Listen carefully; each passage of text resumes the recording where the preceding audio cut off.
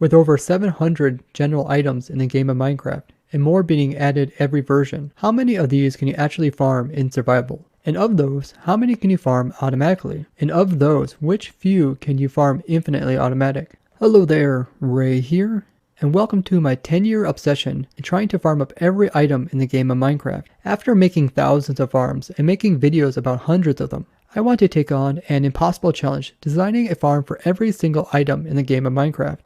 Let's see where the true limitations lie for automation in Minecraft. Every episode, we're going to try to farm up a new item and seeing what challenges we have to overcome along the way. Hello there, Ray here, and I'm joined by Cryo. Hey, hey. And he is a fellow vanilla survival Minecraft player. My name's Cryo. I live stream on Twitch pretty much daily, doing vanilla Minecraft, and really like pushing technical Minecraft more than building and things like that. So it's vastly more interesting. Today, guys, we will be trying to make an automatic sponge farm for survival players. So we're going to try to design and pretty much AFK automatic sponge farm. Survival, you're pretty limited what you can do since sponges only come from Elder Guardians. And these guys, I believe, drop wet sponges. Yeah, they drop wet sponges. You can also find like sponge rooms that just have like 40 sponges in them whenever you're looking through the like the Guardian temples or whatever, but that's the only ways to get sponge that I know. So we can do something very similar to the Shulker Shell Shulker if you're familiarized with that farm, or the ultimate mob generator. So we have to kind of decide which portal we want to use. There is the Stronghold portal, which is entrance end portal. Use this portal, or we can use the Dragon Side portal. These are more abundant, so I'd say you probably want to use this. What do you think? I'd say probably want to use one of these. It's more abundant, like you said. In fact, there's infinite of them now. So normally what I do if it comes to something that needs to be player killed, I would take a snowball, hit it with a snowball, which counts as a player hit, then kill it using something like a natural death, lava or wither rose. Right. You basically, I mean, we could use like a tripwire or something that he goes through that gives the player a snowball from a dropper. They chuck it at him, hit him, and we just have to get his health down consistently to like half a heart or something and drop him in the lava just as he goes through the portal. So as soon as we get his health down, it'll be the same guy going through the system. So his health will always be low. So once we get it down, we don't have to worry about getting it consistently down. Does he start taking damage the like instant that he touches the lava, or is there a small delay? The instant he touches the lava, he will take damage. We can remove those portals. I'm pretty sure you can still use mushrooms to remove portals in this version. Alright, you got some bone meal? You bone meal this red mushroom. Hopefully it should destroy those portal blocks. Oh, well done. Yeah, so it still works. So it comes out another portal. It kind of does this little bouncing. We'll kind of make a tunnel here maybe, and it'll bounce. And he'll just make his way over here. Maybe we'll have to push him to make it consistent. Let's make it a little bigger because he comes out. We don't want him to get suffocated in the walls. Depending if he spawns like very close to the center, we can use different blocks to really restrict his movement. Essentially, it shows the height and width of every mob in the game Minecraft. Okay, so it's just under 2 blocks. It's 1.9975. So we want him to spawn in the portal so he doesn't touch any of the sides. I don't want to make suffocation. It might be possible to make him come out of the portal like between these 2 blocks, which would put him exactly perfectly lined, but it might be difficult to do because like the way the portals work, depending on how you go into the portal on the other side, depends on where, like what pixel you actually end up on the other side. Because you're going from the nether to overworld, it's like super picky because like, you know, just the smallest movement in the nether is gonna make you move a lot in overworld. I think we forgot to put in the part to throw snowballs. Because... Oh, right, yeah. Yeah, you want it to happen here, don't you? Or the water there. And then we can send out the Elder Guardian. Hey, do you see him coming through, Cryo? Yep, just saw one come in. And with this command, I should be able to summon them in. Are they making it? Oh yeah, they are. Awesome. So I think first we need to do is, there's quite a big area that it comes out of. So we need to kind of shrink it down a little bit. Yeah, instead of building on the platform, you could also remove the platform. It might be slightly easier to just remove the platform, but you just have to make sure that no other players come through it after it's removed. Yeah, in either case, you have to make sure that once you got it going, you have to leave it that way. And let's see, if he falls down here, we could try to use water to restrain him. That's not a bad idea. So we want to spawn an Elder Guardian.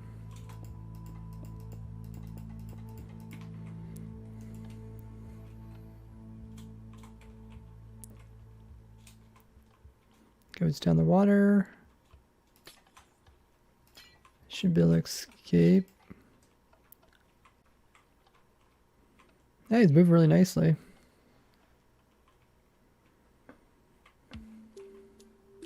All the way to here. And then from here, we're going to have to make it go upwards. So this is going to be quite a bit easier than in past versions because we can use public columns. Okay, it goes in, it goes up.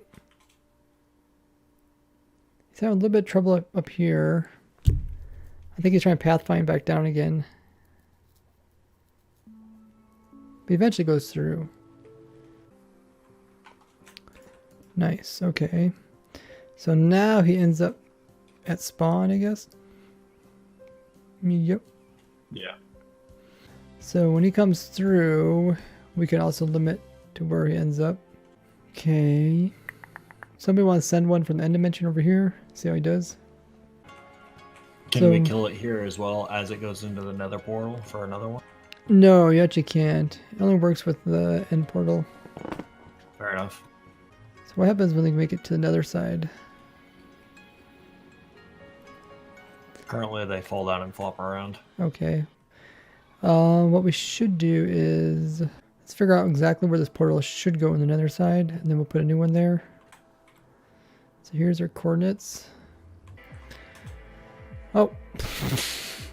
Did someone already put a portal there, or is that where it goes? I just put one up. Yeah, because that's exactly where it goes.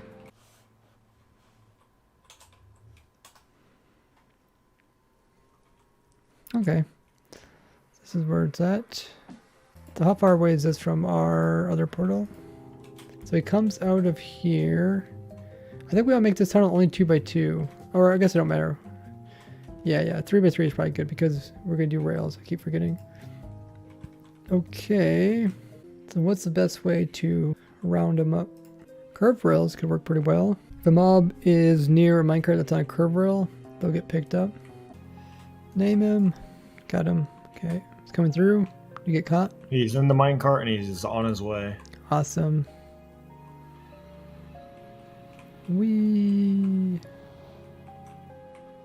That is it's quite the travel.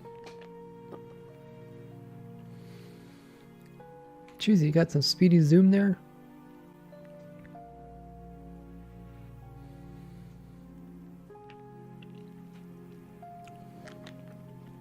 There he goes. So at some point we got to dismount him. So maybe we'll clear out a little bit here. We'll pay attention to where he comes off of the activator rail.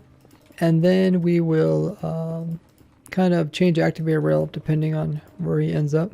It's possible we could turn the activator rail sideways so that he is plopped right inside the portal.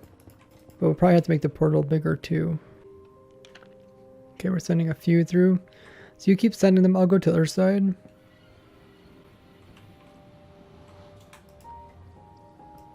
Oh.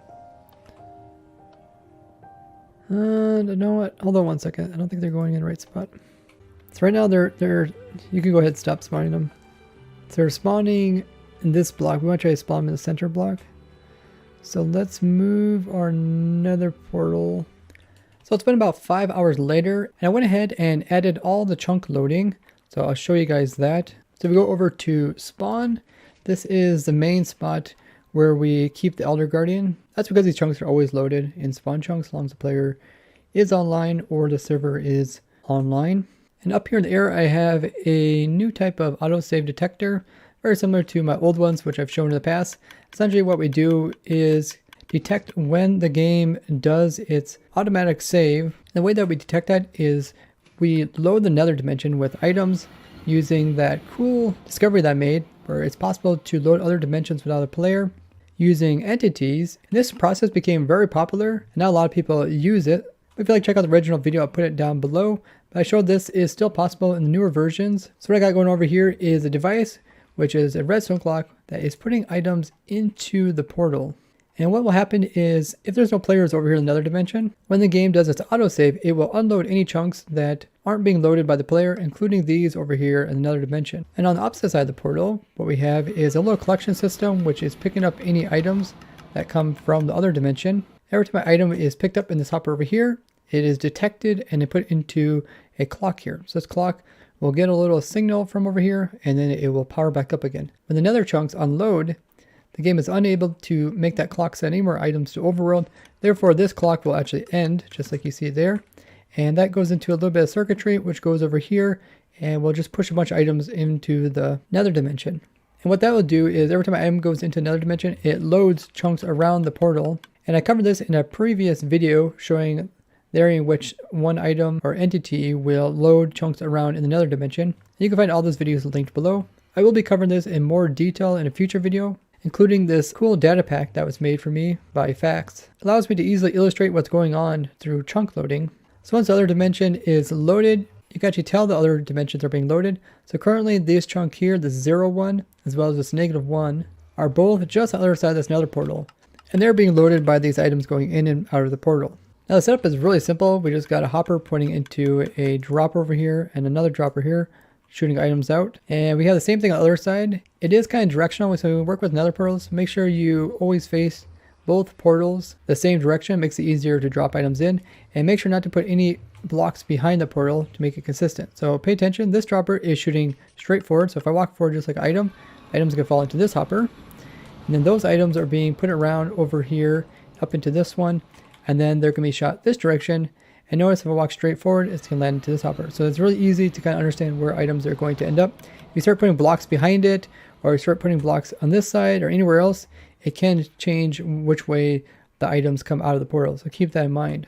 Now you also notice I'm not just using the same item to go through. I'm using actually 9 different types of items.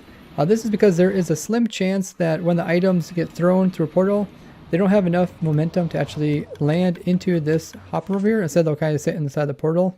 Because of that, over time, this will lose items. But just like everything about this farm, I'm trying to make it simple for you guys. So nothing too complex here, yet it still works. Now the whole point of the autosave detector is to kind of figure out when the nether is safe for the Elder Guardian to go over. So the Elder Guardian will sit over here in this little kind of chamber over here, and he won't be able to go past this gate. Once we figure out that it is safe for him to go through, we have a little system here, which includes my vertical wireless redstone. And this is the same little device that I showed quite a while ago. And Mumbo Jumbo actually uses this, which is pretty cool. But it can detect when a block is placed up above. So you can easily send signals down without using any wires in between. And what that does is every time that device over there activates, it's going to activate over here. And every second time it activates over here, it's going to let the Elder Guardian through. And this kind of synchronized with the autosave. So there the Elder Guardian goes through. And now he's on the other dimension.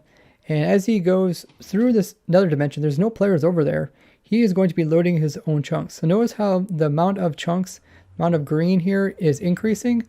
So he's loading more and more chunks as he's moving through the nether.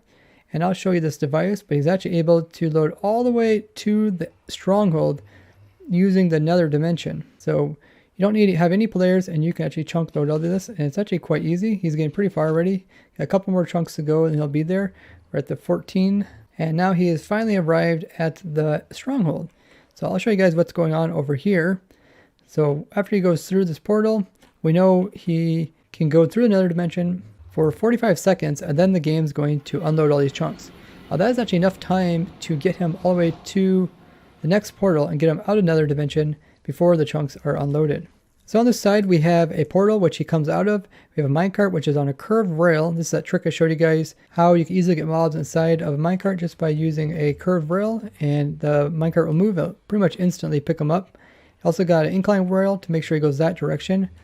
You might want to enclose this so you don't have like mobs goofing off around here. And we also have some extra minecarts here. These are what's used to send the Elder Guardian through the entire nether dimension. Pretty easy to get them inside a minecart and transform this way, rather than an old sponge farm, which use kind of like a piston bolt, but for Elder Guardians. So this whole design, I'm trying to make it simpler for you guys. Let's go ahead and release this Elder Guardian so you guys can watch how he works. Let's go back over to this dimension. He gets into the minecart, and yeah, he just gets sent off. As he's moving this direction, he is going over top of these detector rails, and they're powering, and they're going over to some other stuff. I'll show you exactly what's that doing, but you can see by using another dimension, we have a lot shorter distance to move the Elder Guardian from the world spawn point over into the nearest stronghold. You can get lucky and have your strongholds kind of close to spawn, but most of them are a little good distance, a little over 1,000 blocks normally. So you can see eventually it gets over here, and what happens is we have a system, a bunch of activator rails, which just dismounts him, and then we destroy the minecart. You can send this minecart back to the beginning again, so you can reuse it. But yeah, it's pretty simple to transport him large distances. The only thing we have along here is all these portals you can see. This is the chunk loading method that I showed you guys to do with nether portals. Very useful. I highly recommend using it, as this is pretty much the only method to do chunk loading in the new versions. And the setup is quite easy. Essentially, every time Elder Guardian goes over top of one of these detector rails, it will send a signal to this redstone line here, and it goes right up against this chunk border, and it goes over to the same kind of system as you've seen over there, except here we have a portal that is between two chunks. So we send items from this dropper into this side of the portal. Comes out here, it's picked up here. We just have a little redstone circuitry which detects when there's an item inside of here, and then it will go around, power this block, which will power this dropper, and then I have some rails here which will update this dropper here, because that dropper is actually butted by this block, and if it's updated, then it will know to activate. So items from here will go up into here, items from here will go out into the portal. Pretty cool little system, and it works great to transfer items between. Also on this one, you see I also got 9 different types of items. That way we don't have to worry about items getting stuck in the portal. So the items get shot back through here. They end up coming into this chunk. The reason why we use 2 different chunks is because that portal by the Elder Guardian going through it is going to load 2 chunks. So it's going to load the chunk that the Elder Guardian came through, which is this one, and it's going to load one off to every side of that one. So it's going to load this one as well. And then this device will send items through the portal and then back out again, which will load this chunk plus this chunk. And we just keep repeating this process. Loads 2 chunks, loads 2 chunks. And by doing this, we can actually continue to load all these chunks. And the system continues going throughout the entire railway.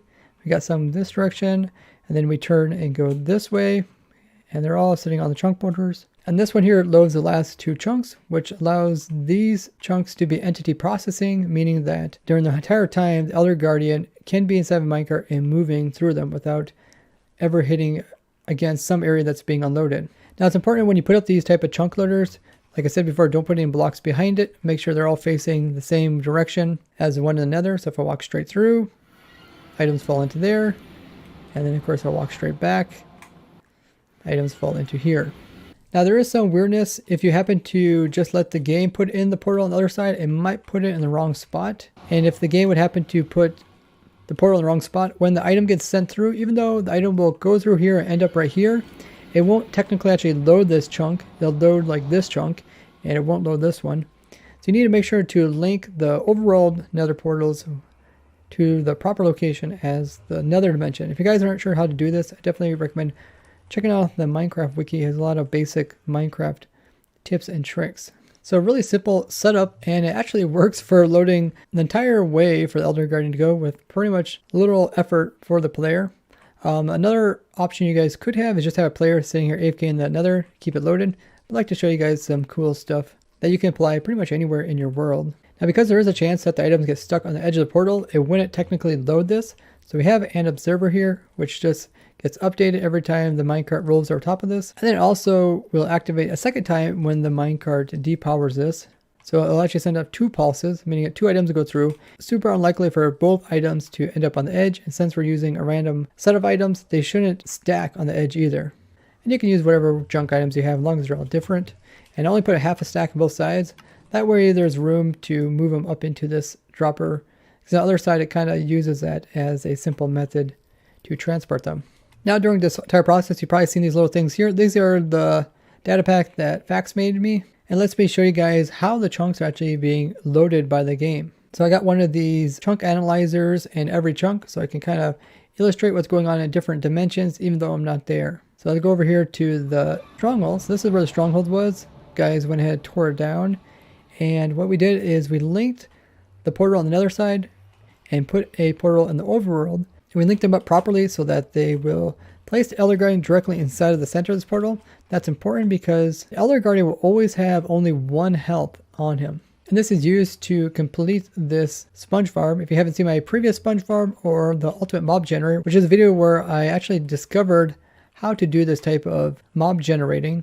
The way it works is the Elder Guardian is the same Elder Guardian going through all the dimensions. Every time he runs into this lava piece, he will technically die over here in the overworld, but by that time, a duplicate of him has already been made for the end dimension. And what we do is we just harvest the loot that comes off of the one that the game automatically would remove. Because of this, we can constantly get sponges off of the same Elder Guardian. So with 1 health, he'll come through this portal. He won't touch any of the sides, so he won't take any damage. We have a little bit of water here to kind of center him. He'll eventually fit right through here since they are about 2 meters across, 2 meters high. He'll fit right in this weird little shape here. He'll come in contact with this tripwire. This tripwire goes into this dropper. And we have a bunch of snowballs here. And when he comes by, we'll have a player AFK here with the right click button held down. And he'll be given 1 snowball, which as soon as he picks it up, he will throw it and it'll hit the Elder Guardian. And then by hitting the Elder Guardian with a snowball, it's considered a player kill. And then when he hits the lava, he will die and drop a sponge. So here comes the Elder Guardian. If I shoot him with a snowball, he hits that, he dies, and you see he dropped a sponge. Sponges are being picked up by the hoppers underneath, and they'll be putting it into this chest right here. So you can see we get a lot of sponges from this farm. We also get prismarine shards, crystals, as well as raw cod. And you also get 10 XP for every single guardian, so it does add up over time. But what we have here is the end portal, which we knocked out those portal blocks. And he's going to touch the end portal and the lava at the same time, which is going to kill him. But only the guy that's on this side dies. The one on the end dimension will continue going on. Now over here in the end dimension, you can see we have the end platform.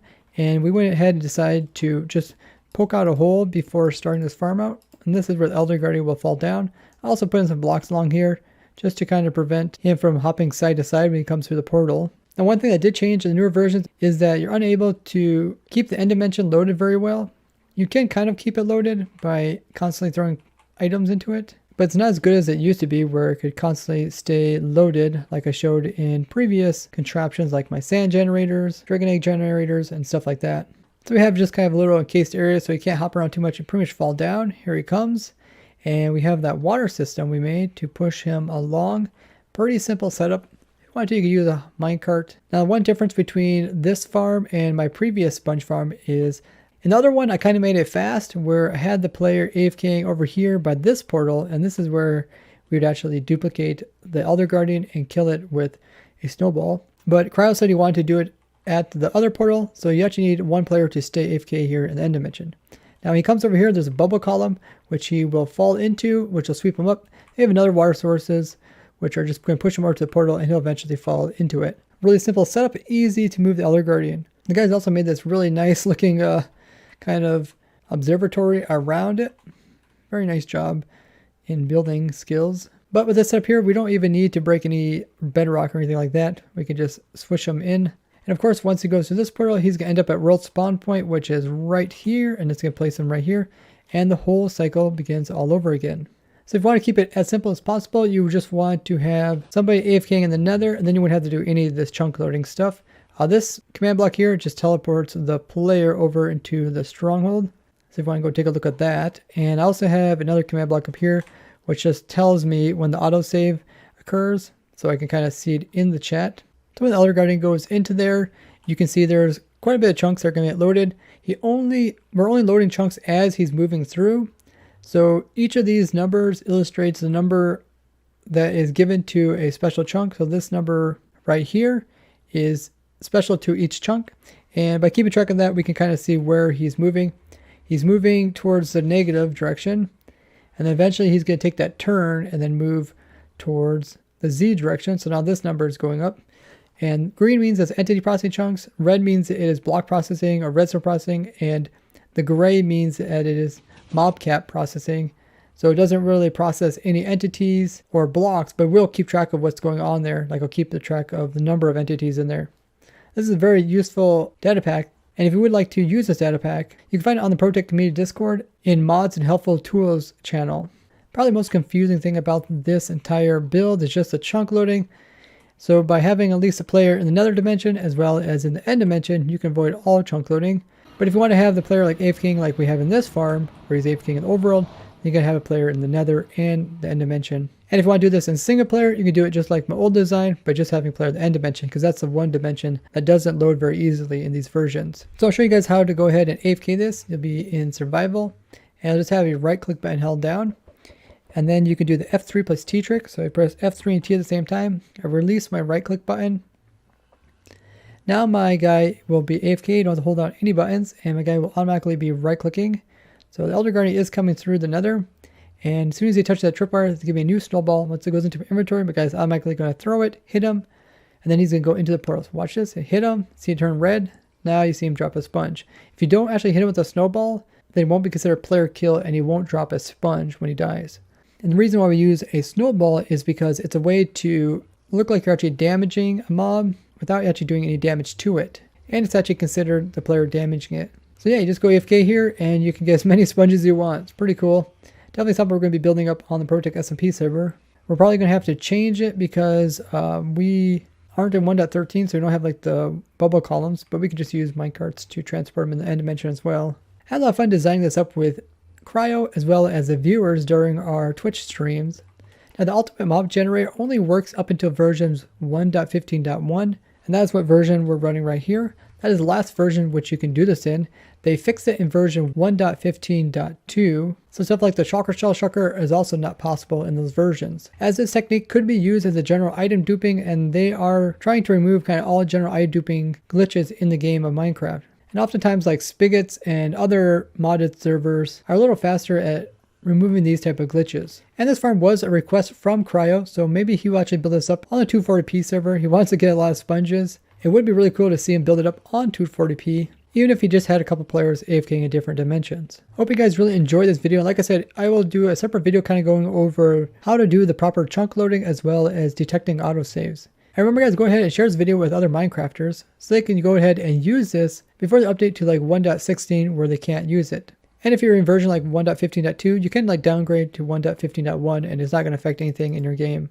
I'd love to hear what you guys think. Do you think that Mojang should make an actual official way to get more sponges? So you don't have to use something like the ultimate mob generator to get more? Same thing for like shulker shells or any non-renewable resource. It seems like it's always cool to have some rare stuff in a game, but at some point it's nice to have a way to get more of it.